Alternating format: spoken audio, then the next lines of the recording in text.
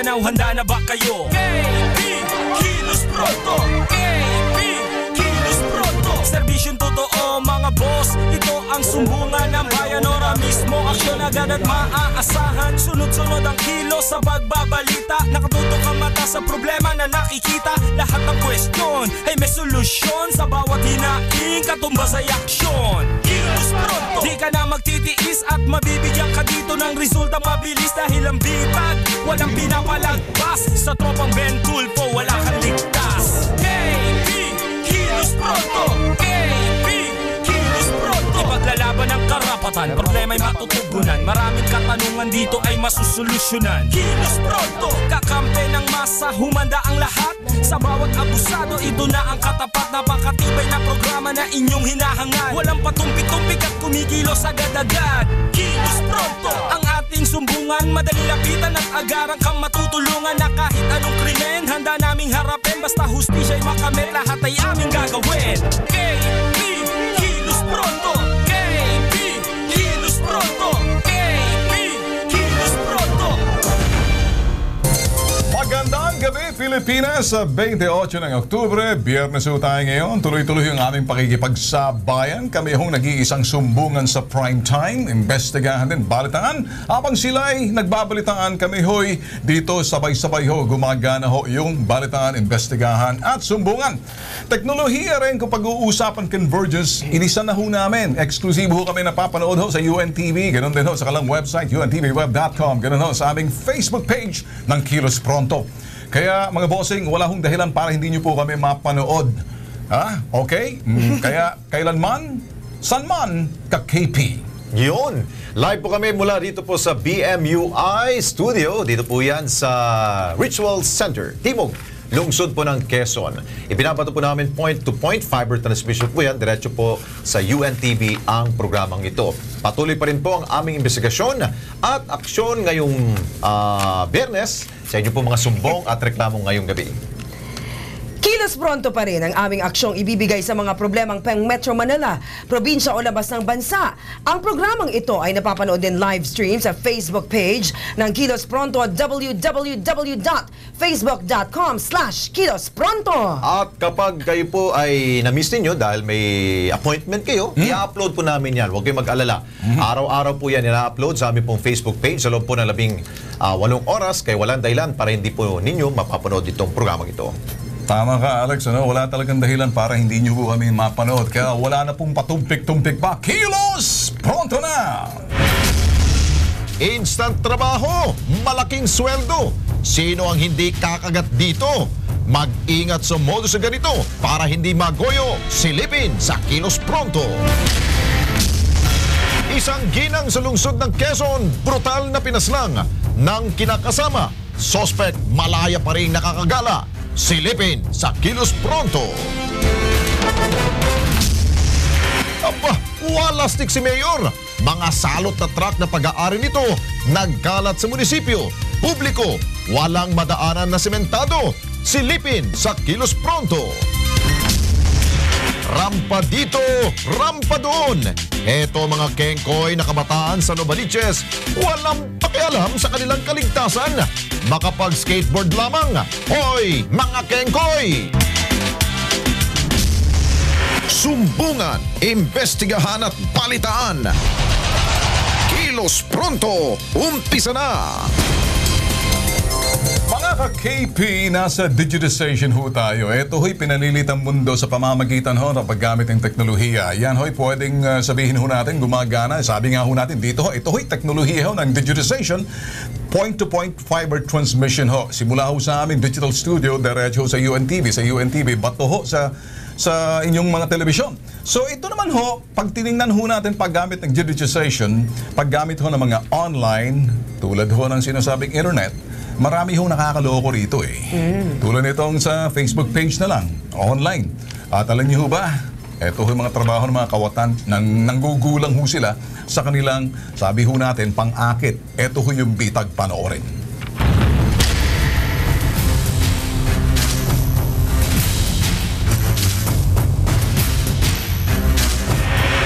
Patok ang mga job advertising online, nagiging high-tech na rin ang mga kawatan.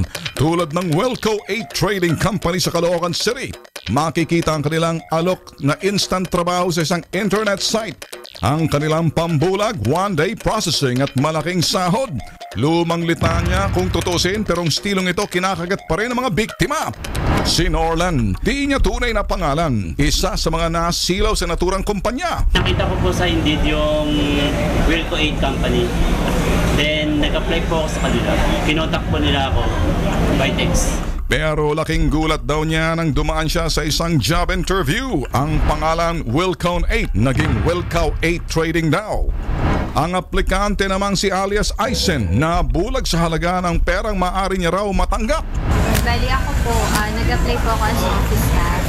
And then, inalok po nila kami ng basic salary na 25,000 pesos po. Yung 5,000 doon is allowance lang. So, naengganyo naman po kami. Within that day daw po, kung hindi kami nagpa-medical, ma-disregard daw po yung application namin. Pero matapos umanong makapagbayad ng mga aplikante, ang kanilang pangarap na trabaho bigla na lang daw maglalaho. Nakakapanginayang kasi gagastos ka ng 1.5 tapos mapupuntaran pala sa wala. Sayang yung effort, yung pagod. Kasi one day hiring daw sila pero aasa ka lang naman. Agad minan-mana ng Kilos Pronto team. Ang mga oportunista kanya-kanyang birata, maging ang mga undercover hindi nakalagpas sa kanilang buladas. Mga fresh grad, okay lang po. Kahit anong course po. Ako kasi ako, broadcast po. Naglagay sa admin position, admin department.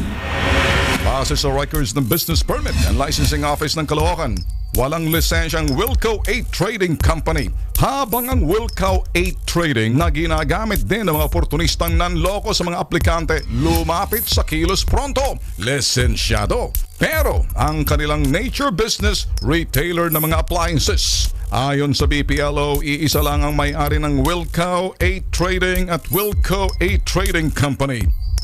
Gumagamit lang daw ng Wilco 8 Trading ng ibang pangalan para hindi mahalata ang panggogoyong ginagawa nila.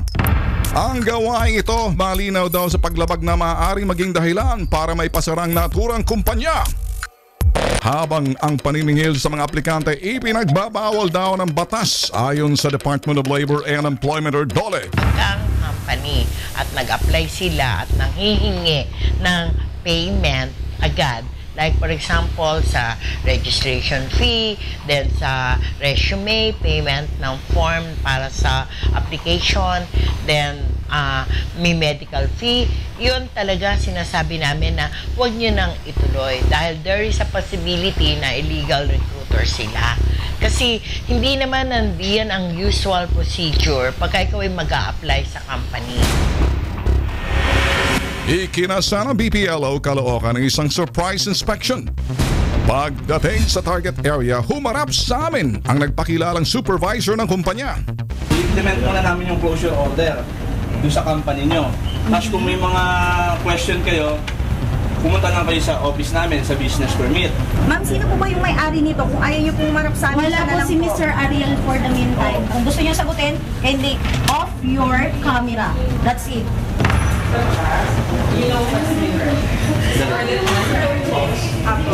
Kasi po ganito po. Uy, masira yung camera. Wala. Uy, nasira! I know, sir. Alam ko yung karapatan mo, sir. Hindi ka pa pwede kumuha ng video. Uy, sino nga yung sinasabi sa'yo? Trabaho kong kumuha ng video. Maya-maya pa kanya-kanya nang nagpulasa ng mga inirereklamong oportunista. Naaktuhan pa ng KP Team ang grupo ng mga kawawang aplikanteng kasalukuyan nilang binibilog ang mga ulo. Sa huli, ang Wilco 8 Trading Company o Wilco 8 Trading ipinasara ng BPLO.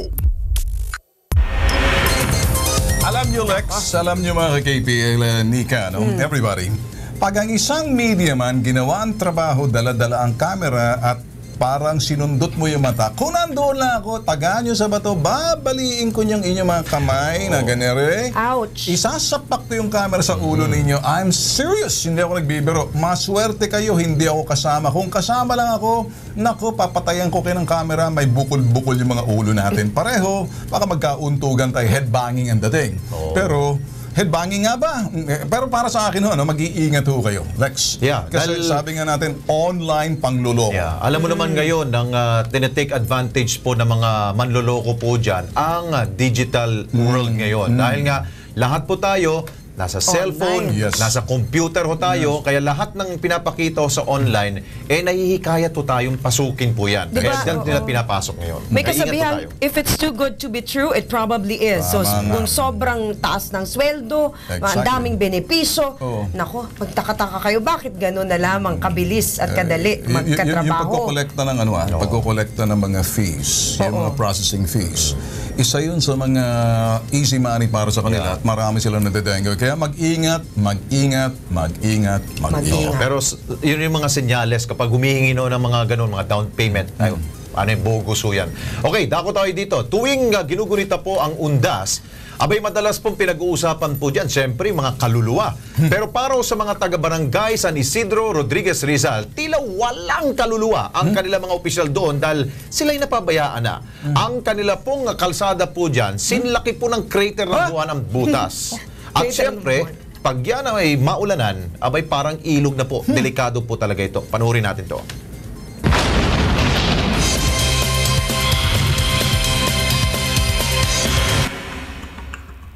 Sa litrato na ipinadala sa Kilos Pronto ng mga residente, makikita ang malalalim na uka at bitak sa ilang parte ng kalsada. Dahil daw ito sa mga dumaraang mga truck na naghahakot ng mga batot buhangin mula sa quarrying operation sa kanilang lugar at isa raw sa mga kumpanya ay pagmamay-ari daw ni Mayor Ilyong Hernandez.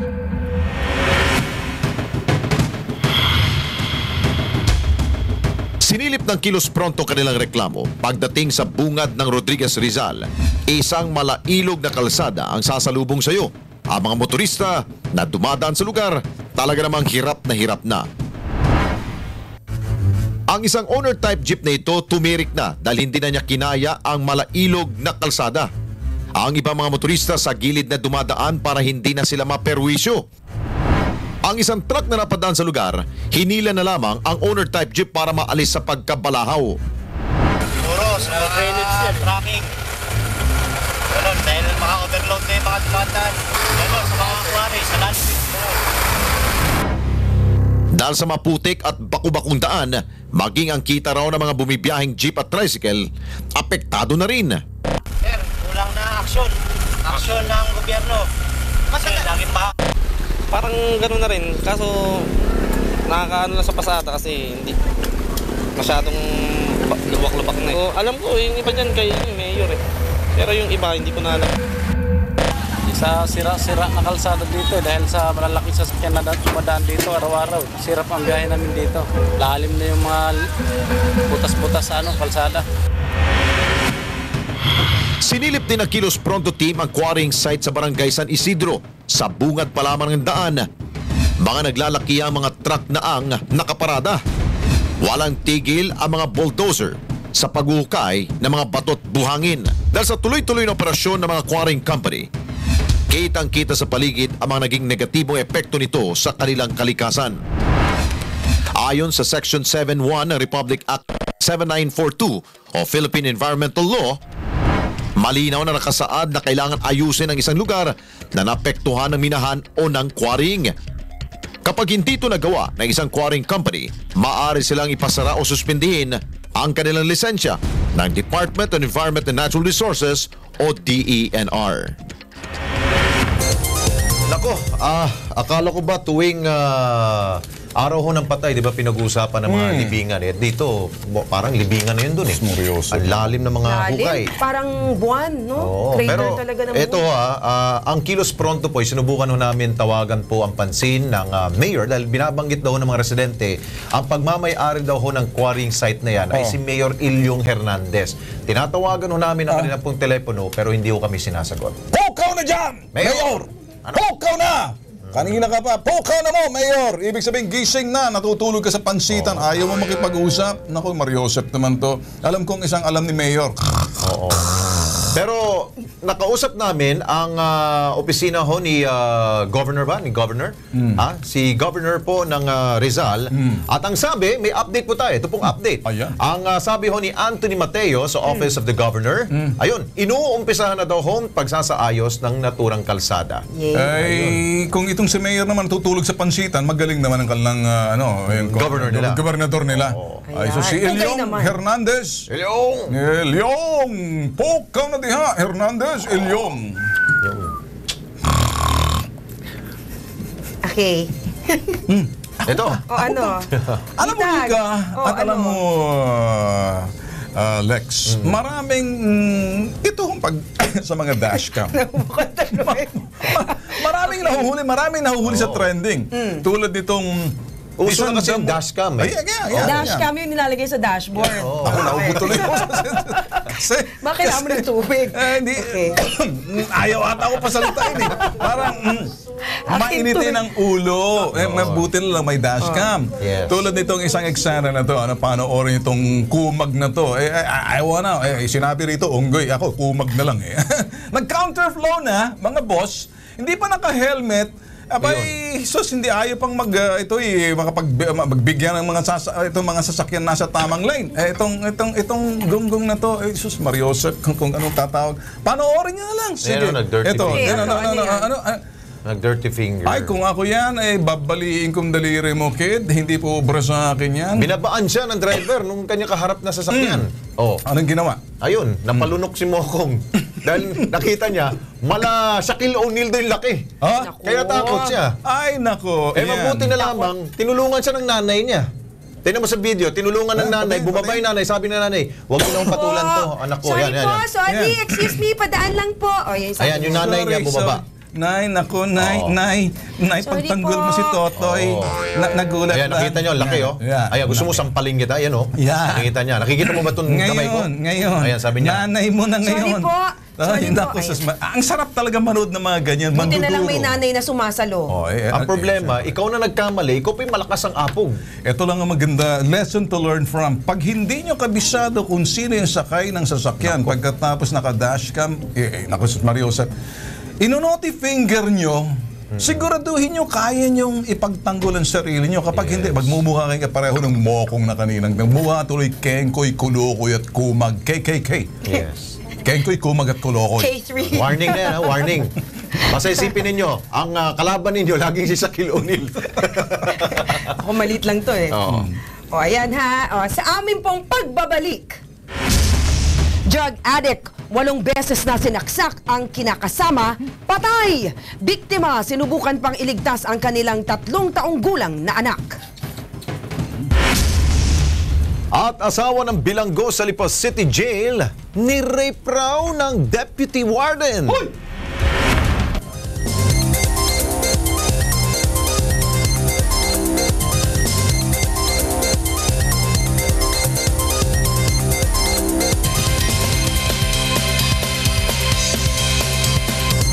Babalik po ang Kilos Pronto. Ito pong kwento para nakakita raw ng demonyo ang isang babae po sa Balonbato sa lungsod po ng Quezon. Ang kapitbahay kasi niyang adik, 8 beses na inundayan ng saksak ang kanyang kinakasama. Panoorin po natin.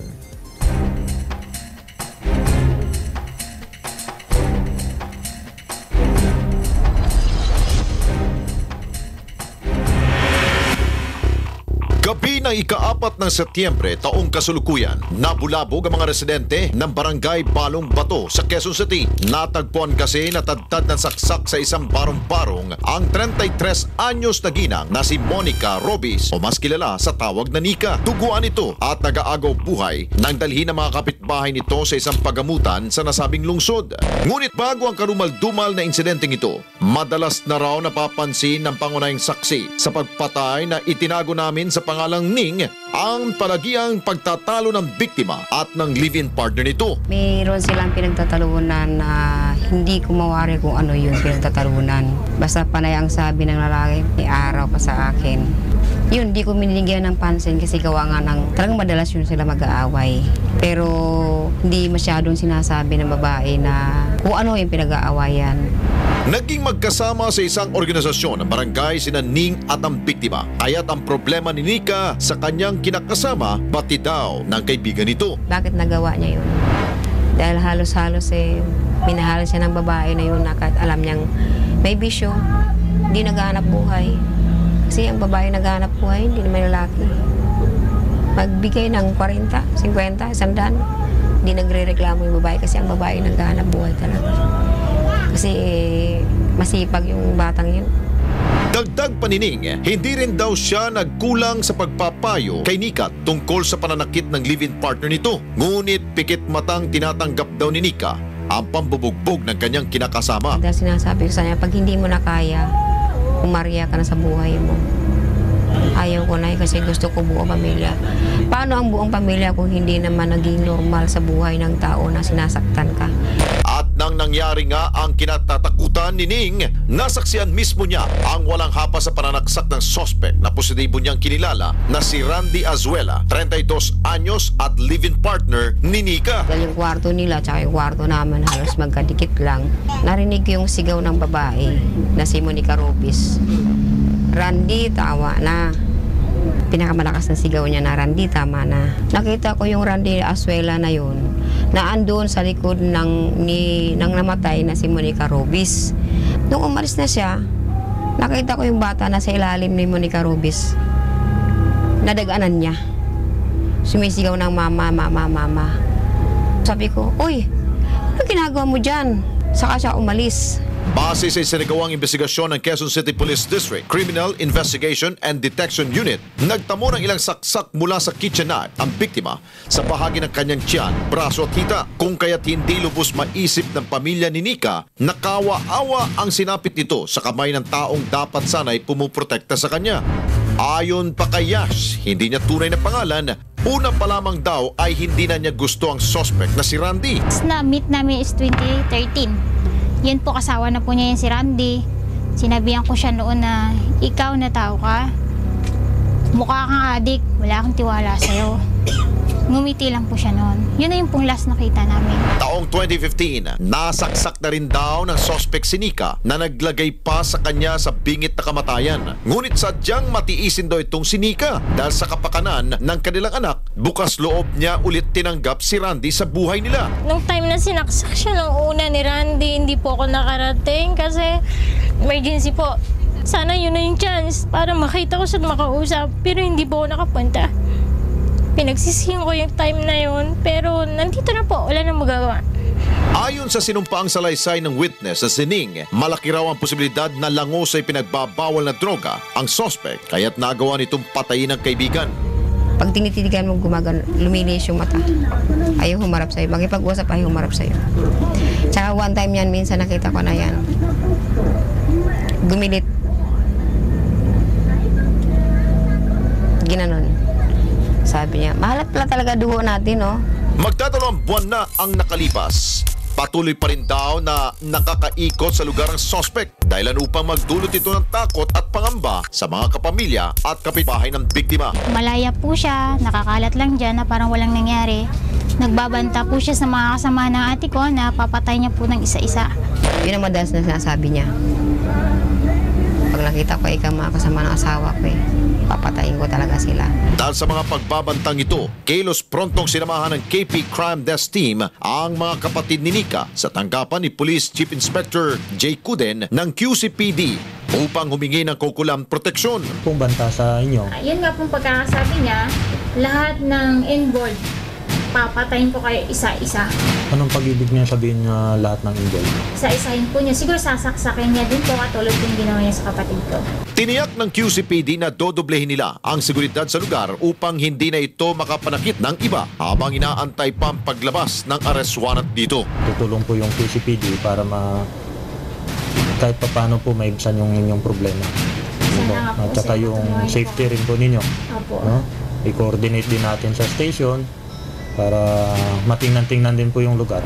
Hiling na kaanak ng biktima na sana tuluyan na ngang bumagsak sa mga kamay ng PNP ang suspect na si Randy at pagdusahan ito ang kanyang nagawang krimen.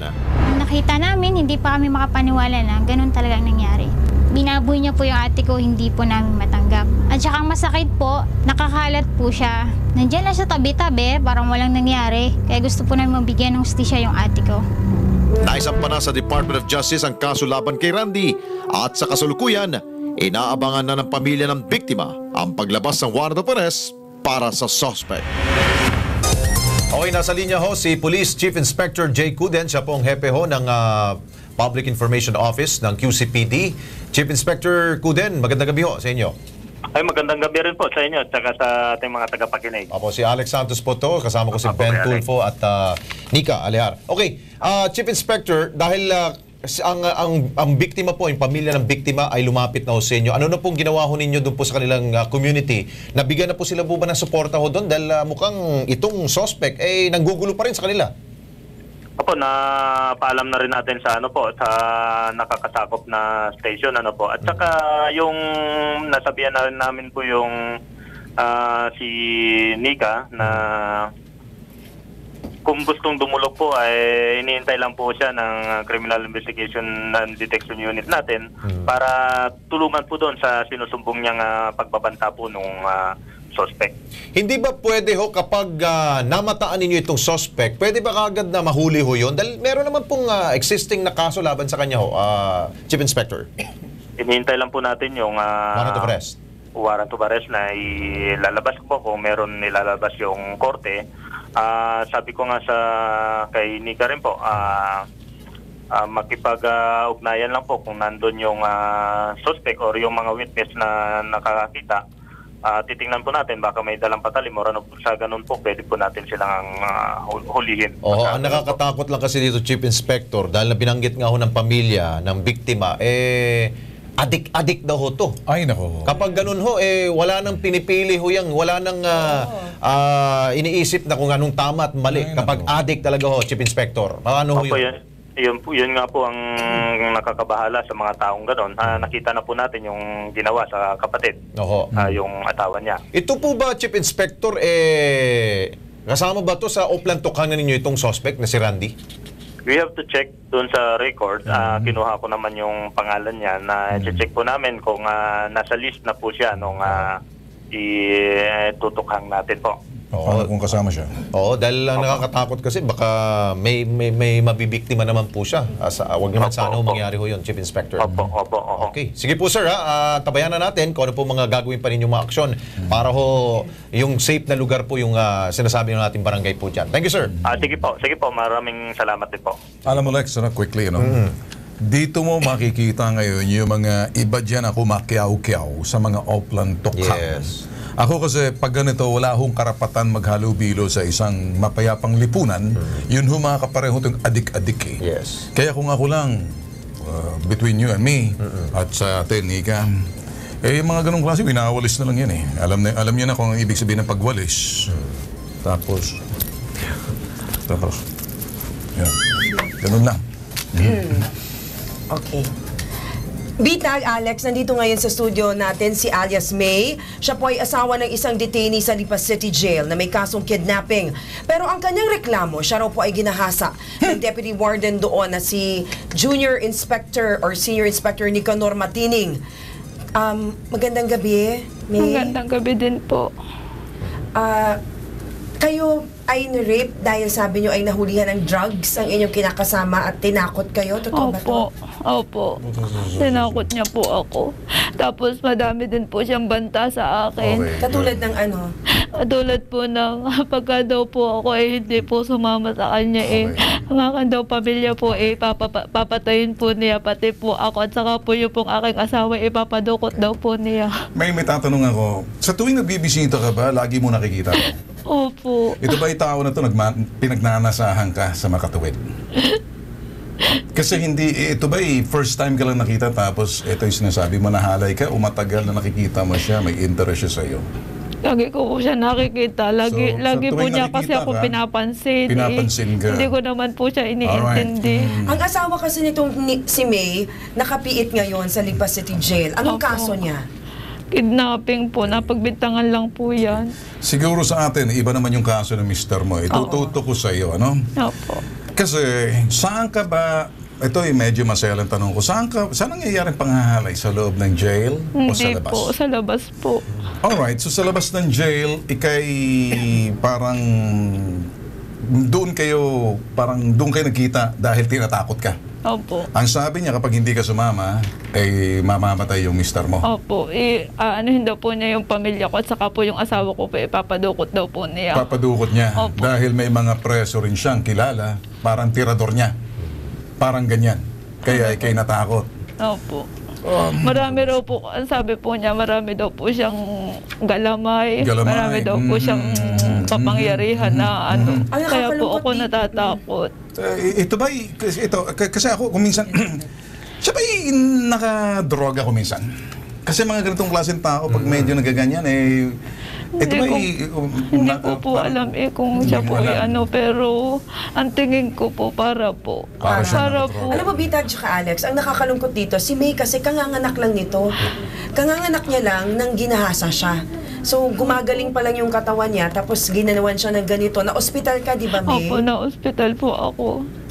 Nagpa-confine po ako ng isang araw. Gawa ng ako po kasi nanghihina. Okay, para manggaling sa kanya, Ben at Nicanor, sino, banggitin mo sa publiko, sino ang gumahasa sa'yo?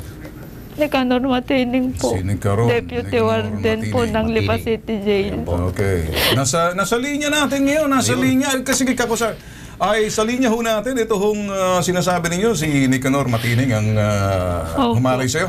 Okay, nasa linya pala natin. Sus, kanina pa pinag-antay pa natin. Kawawa naman itong nag-aantay. Oy, Mr. Warden Nicanor Matining, kumusta ho kayo ngayong gabi? Warden! Hello? Oy! Kumusta na? Si Ben Tulfo, live ho tayo sa UNTV. Ito ho ang Kilos Pronto. Live ho tayo sa UNTV. Kasama ho natin si Alex Santos, si Nika Alihar. Kami ho'y merong kasama rito na ito raw ho'y ginahasa ho ninyo, isang ginang, at kayo narereklamo, tinuturo raw ho kayo. May naalala ho ba kayo na parang tinakot ninyo pagkatapos pinagbabanta ninyo, marami kayong galamay na pwede nyo ipaghahasa kapag hindi siya sumama sa labas? Anong say mo, Nicanor Matining? Wala naman, sir. Wala akong Sinungaling ka! Pwede ka kaya akusahan ng isang misis na dumulog dito? Kapapanganak lang din, pinatus mo pa. Wala ka bang misis? Sagot! Wala ka bang misis? May misis ka? Meron, sir. Meron, sir. Ba't hindi mo lang ginawa sa misis mong putok sa buho ka? Hindi ko naman, sir. Alam ba, hindi ko, sir, kilala. Oh! May anak ka bang babae? Meron, sir. Meron, sir. Ano kaya kung gagawin sa anak mong babaeng putok sa buho kang demonyo ka? Alam mo, di kita sasantuhin dito. Sige, bibitagin kita. Sa palagay mo kaya, babiyahe itong ginang, pupunta sa aming tanggapan, isusumbong ka, hihingi ng hustisya sa kababuyan mo, hindi ko sinasabing guilty ka na. Kaya lang nakikita ako sa'yo, hindi maglalakas loob, makapangyarihan ka, warden ka, marami kang galamay. Ang kanyang panabla, si Ben Tulfo, si Alex Sinica, nandito ngayon sa amin sa UNTV, sa Kilos Pronto. Say mo ngayon, paliwanag ka. Yes. Nautal ka na? Magpakalalaki ka. Sagot! Yes, sir. Yes, sir. Yes, sir. Lalaki ka. O, ano? Yes, sir. Na-rape mo? Hindi ko po, sir. Kinakatok ka na. Umakit ng bombolyas mo sa lalamunan mo. Sige, sagot. Mabibitag ka na ngayon. Aminin mo na, Warden. Hindi ko po, sir. Alam mo, kung nandito ka lang, Warden, maitinit-init to ng tubig na to, bubuhos ko sa ulo mo. Eto, ngayon, gagawin ko sa iyo. Una, titeleskopyo kita. Pag walang nakatingin, hahambalos ko sa ulo mo. Pasensya ka na, diretso ako. Dahil ito, nakikita mo, humahagulgul. Marinig lang ang boses mo sa takot. Siyempre, nakikita niya ngayon. Etong kanyang pag-iyak, eto rin sinasabing, tears of joy na may nagtatanggol sa kanya sa mga taong demonyong kaparehong putok sa buho ka. Hindi kita minumura. Yun ay katawagan lamang sa mga taong kapareho mo. Kasi nakikita ko na sa boses mo palang, nababasa ko ang ginagawa mo. Nautal ka na, ano? Yes, sir. Yes, sir. Nautal ka na. So ngayon, dinideny mo pa rin? Wala po kasi, sir, ako alam na. May hamon ako sa iyo, Warden. Ano kaya sumama ka sa akin sa NBI, magpa-polygraph test ka? Magpa-polygraph test ka para makita ko kung nagsisinungaling ka. Yan ba? Dito ngayon, Yes, sir. you have the right to remain silent, you have the right to deny, get yourself a lawyer. Do you want to go sa sinasabing polygraph test? Yes, sir. Yes, sir. Kailan? Sasamahan kita. Susunduin pa kita. Isasakita ka sa premium SUV papuntang NBI dito sa NCR. Sasama ka. Sabihin mo, ako mismong susundo sa iyo, may security pa. Opo, sir. Kailan kita susunduin? Ako mismo, idodokumento ko to. Kasi kung nagsasabi ka ng totoo, malalaman natin yan. Ito, totohanan to. Paano? So, itong sinasabi niya, walang katotohanan, hindi mo siya ginalaw, hindi mo siya ginahasa? Hindi ko po, sir, kasi hindi ko po alam. Eto, sige, magsalita ka. Ito ngayon ang suspect mo. Sige. Ano sabihin mo? Sabihin mo sa kanya. Ang gumasa sa akin. Akala ko lang nagmakaawa pa ako sa iyo. Sabi ko, wag ko, parang awa niyo na ako. Narinig mo? Pero hindi ako pinakinggan. Ginawa niyo pa rin ang pagsasamantala sa pagkababae ko. Sige. Ganito na lang, ha? Makinig ka sa akin. Makinig ka at pakinggan mo na maiging ngayon. Serafin, sino to? Sa linya to. Eto si Director. Diyan ka lang, ha? Diyan ka lang. Makinig ka. Kilos pronto. Action na natin sa linya ho natin. Director Serafin Barreto Jr. Director Serafin Barreto Jr. Magandang gabi ho sa inyo. Magandang gabi po. Alright. Ito ho, nare-reklamo ng panggagahasa ang warden nyo ho dyan. Sa anong lupa sa may Salipa. Nito ho ang itong biktima hong ginang na asaway nakapiit sa loob pagkatapos tinatakot niya, marami siyang galamay, papapatay niya raw at hindi po pwede kaya niya nagahasa. Ngayon ho, anong matutulong niyo rito?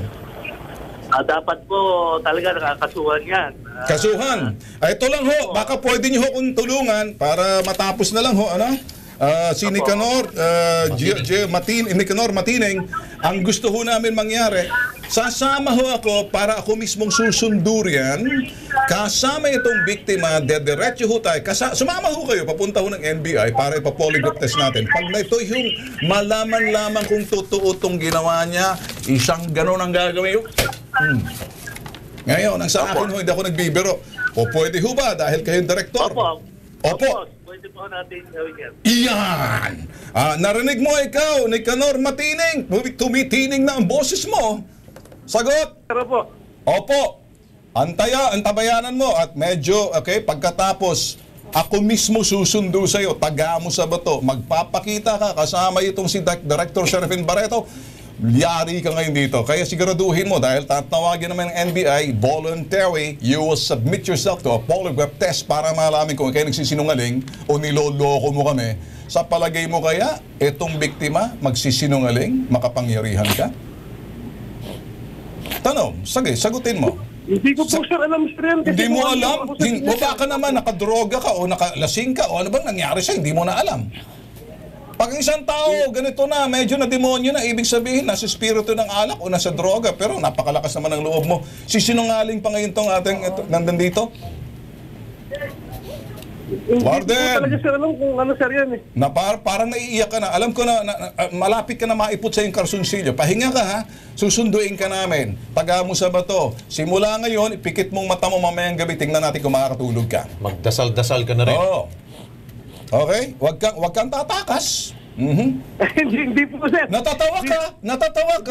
Makinig ka. Hindi ako nakikipagtawanan sa'yo. Akala mo nakakatawa to? Natatawa ka pa sa ginagawa mo. Parang nakaka-insulto ka ata. Mayos ka. Direktor, kausap namin, narinig mo kung paano kami nakikipag-usap. Ako, nakikipag-usap ng mga klaseng kaso na to. Nasa puso ko yung mga sinasabi, diretso sa aking utak, lakas sa aking dila. Kaya wala hong ka-effort para sa akin tugisin mga taong, sabihin na natin, medyo may tagas ang kokote ka, pareho nito, Director. Kasuhan natin. Bibisitahin din kita, Director, dyan dahil malaking kaso hutot, lumapit na ho sa amin at sisiguraduhin ho namin ito hong BJMP, under ho ng DILG ho to eh. Yes. Get it? Kasi ang director ay yung DILG secretary, hindi ho pwedeng, lalo na pag nakaabot ko kay, ay sarap siguro pag nakaabot to kay President Digong. Inaasahan ko, hoy, matining! Natitinang ng boses mo, tumawa ka. Wala na yan. Wala na? Oo. Opo, sir. Nandiyan na, ha? O sige, diyan ka, ha? Ganito na lang, ha? Pahinga ka muna, uminom ka na maraming tubig, baka atakihin ka, ha? Tandaan mo, susunduin kita. Hindi ako nagbibiro. Kasama pati direktor mo, diretso tayo sa NBI, sinabi mo sa akin, hinamon mo ako ng parang lalaki, kaya pupunta ako ng parang lalaki, susunduin kita para dito sa biktima mo. Get it? Yes, sir. Yes, sir. Yes, sir. Okay. Tension! May nakausap din ng Kilos Pronto si Police Senior Superintendent Emma Libunaw, hepe ng Women's and Children's Desk. Tutulungan naman ikaw na magsampa ng kaso laban dito kay Deputy Warden Matining. Tutulungan ka namin, ha? Okay. Ang Kilos Pronto mismong, kami mismo sa skills, tutulong mismo sa iyo dito. Papangako namin sa iyo yan. Kung mayroong magbabanta sa iyo, ipaalam sa amin. Yan. Okay? Ayun po mga banta sa akin. Katulad po ngayon, natatakot po akong umuwi kasi baka po Saan ka mamaya. umuwi? Sa Lipa pa po. Alright, sige ganito. Wala ka pa matirahan sa Maynila? Wala po Wala kang kamag-anak dito? Wala po. Saan ka sa Lipa? Sa Marawi po. Okay, sige, mag-usap tayo mamaya para masolusyonan natin, no? Mag-usap na lang tayo off-cam. May kakampi ka, May, ha? Salamat po. Salamat Kadamay po mo ang ng Kilos Pronto. maraming Tututukan sa inyo. natin yan. Samantala, para sa mga gustong magsumbong at magreklamo sa Kilos Pronto, wala po kaming pinipiling oras. 24/7 pong bukas ang Facebook page. Bumisita lamang po sa www.facebook.com/kilospronto at mag-iwan ng mensahe. Huwag pong kalimutang mag-iwan ng inyong contact number at tatawagan po kayo ng KP Team. At susunod po sa Kilos Pronto, mga reklamong ating naaksyonan ngayong linggo, isa-isahin po natin yan. At lalaking may sakit na diabetes nakahanap ng ginhawa sa tulong ng isang herbal supplement.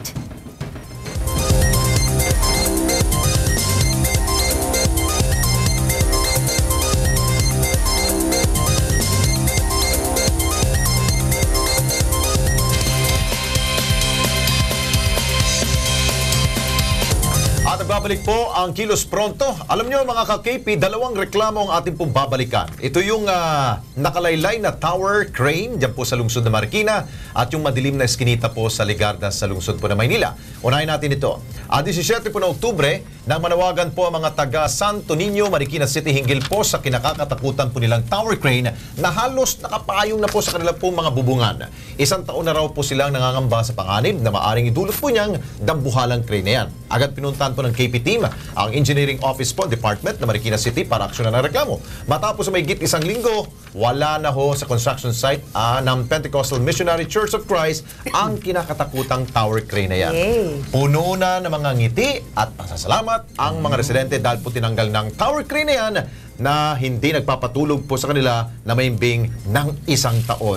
Ibihuwi mo, Kilos Mahimbing na ang tulog nila. At sa engineering, ngayon makakatulog na kami ng mahimbing kasi natanggal na yung crane na kinatatakutan namin, lalo na pagka medyo malakas ang hangin. Maraming salamat po sa Kilos Pronto na aksyonan nila na matanggal yung crane dito. Masaya na kami at hindi na kami natatakot dahil talaga namang nakakatakot at mapanganib yung kanilang crane. Maraming salamat ulit sa Kilos Pronto at saka sa Engineering Department ng Marikina City Hall.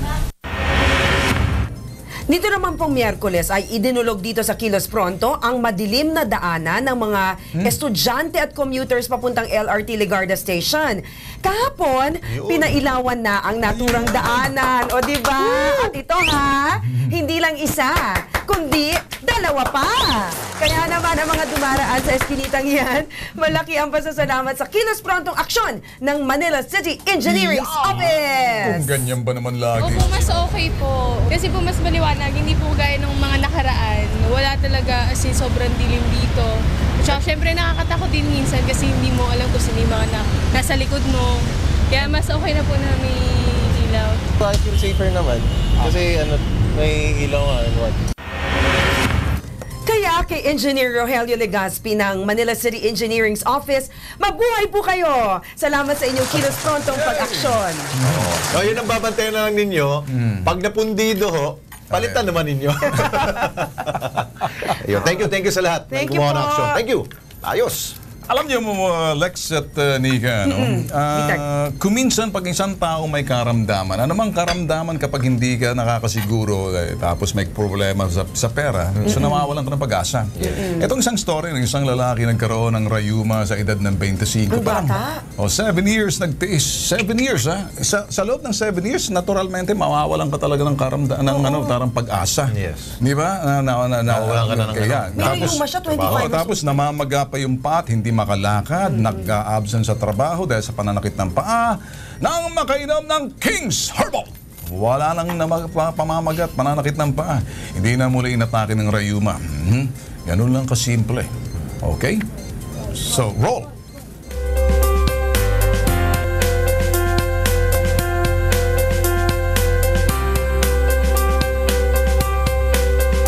Uh, 2009, na-diagnose ako na merong acute gouty arthritis or rayuma. Kapag yun, sumakit yung paa ko, ibig sabihin mataas yung levels ng purine sa bloodstream, kaya namamagayin pa. Hindi ako makalakad, hindi ako makatayo. Na-apektuhan yung pag-drive ko. Minsan hindi na nakakapasok sa work. Pag gouty arthritis, most usually yung sa big toe or dun sa ankles lang namamaga. Pag mataas yung uric acid levels, most usually namamaga siya, hindi ka na makatayo, maapektuhan yung paglalakad mo.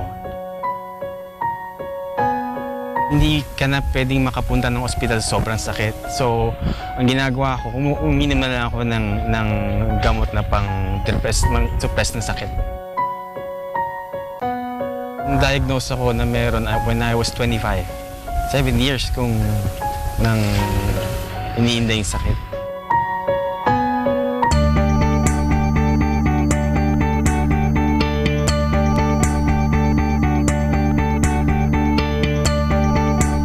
Nasubukan ko rin yung mga ibang products na nakapagpababa doon ng uric acid, pero mga early 2016 ko na discover yung King's Herbal.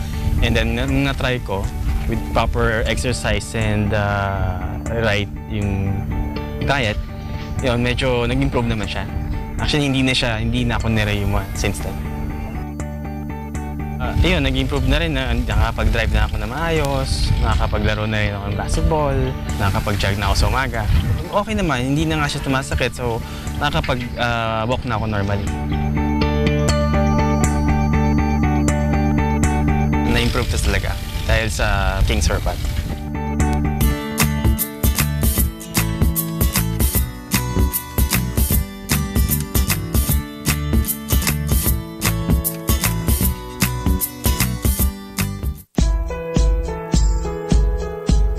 Dahil sa King's Herbal, na mild stroke ako. Ngayon nakainom ako ng herbal. Yun, napakalaking ginawa sa akin. Hindi po normal yung creatinine sa yung hemoglobin. Dialysis po kagad. May nagbalita po binigay niya po sa akin King's Herbal po. Marami din pagbabago. Malaki po kasi yung sinigla ng katawan ko. Sinunod-sunod yung test ko, doon ako nag-positive sa bone marrow cancer. Wala na akong pag-asang buhay noon. Nung na-try ko yung supplement na King's Herbal, naging normal lahat.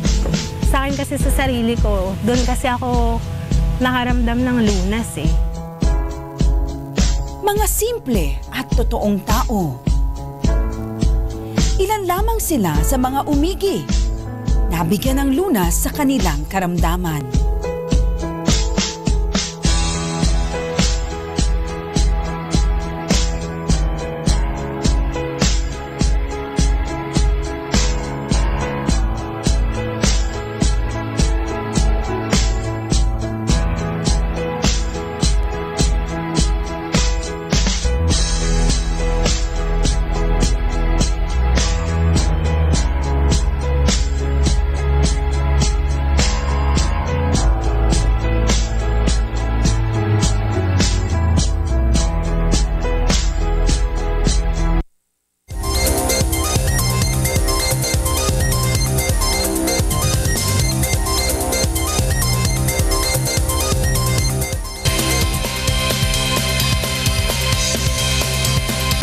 Nagbabalik po ang Kilos Pronto. Ito po ang ating pong paalala o sa ating pong mga kababayan na pupunta ho ng mga sementeryo. May maraming mga tips sa Ben at Nika, especially ho sa mga pupunta ho ng sementeryo na may dalang mga pagkain. Sabi ng Health Department, mag-ingat po tayo. Huwag yung mga madaling mapanis na pagkain. Tama. Yung ang paborito natin, adobo, hindi mapapanis yun. Oo, alam mo, spaghetti, ang daling mapanis. Tomato sauce yun. Magluto nun, ha? O kaya kainin nyo agad kung sakali. Ako naman nagbibigay ako ng babala. Paalaala lang sa may mga karamdaman kapag medyo may blood pressure problem ho kayo. Siguro hindi naman masama kung kayo ho'y mag-ingat na lang, uminom na maraming tubig. Ano yung ganun. At importante, Ben, ipagdasal ninyo ang mga namayapa ninyong mga kamag-anak. Yun ang importante, okay? Yan ang isang oras na mabilis ang pag-aksyon. Ngayon, reklamo. Ako si Ben Tulfo. Titag, Nika Cleofe Alihar naman po naniniwalang sa bawat sumbong, serbisyong publikong may puso ang hatid namin sa inyo. Hanggang sa Lunes, kahit po holiday, ha, mga ka-KP, huwag kayong mawawala. Ako po si Alex Santos. Sama-sama nating tiktikan at subaybayan ang bawat isyong kailangan pong imbestigahan. Dahil higit sa sumbongan, imbestigahan, balitaan, kilos pronto, sabi ni Apple. Ano? Kilos! Dapat kilos! Pronto!